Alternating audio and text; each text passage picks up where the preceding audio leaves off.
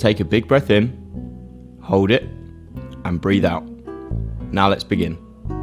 You just use your respiratory system. It is a system in humans that is designed to extract oxygen from the air so we can use it in respiration around the body, and at the same time get rid of carbon dioxide gas into the air, which is the waste product from respiration. Let's follow a molecule of oxygen gas as it travels through the respiratory system. As you inhale, the molecule is drawn in through the mouth or the nose.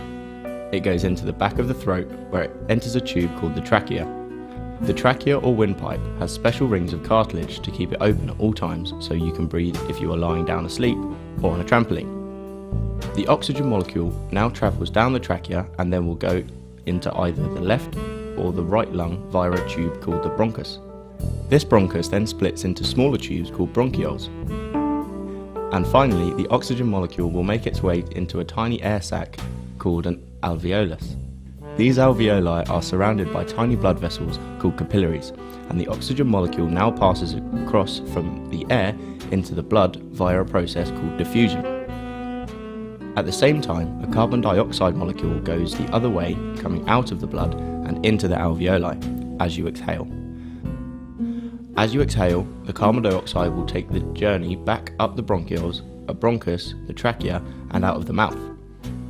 This happens to millions of molecules with each breath, as you have about 300 million alveoli in each lung. On average, you breathe like this 12 to 16 times a minute. Why not count yours after this video? Unlike your digestive system, the respiratory system is a dead end. If something bad gets into your lungs, it's very hard to get it back out. As usual, the body has an answer to this. Look very closely at the cells lining the trachea and the bronchi. Some of them have tiny little hairs on them called cilia. And in between these cells are other cells called goblet cells that are secreting mucus. This mucus traps dirt, dust and bacteria before it enters the lungs. The cilia then waft this mucus up into the mouth where it can be swallowed to be killed by your stomach acid. There are many things that can go wrong with your lungs, such as asthma, pneumonia and diseases associated with smoking, such as emphysema and chronic bronchitis.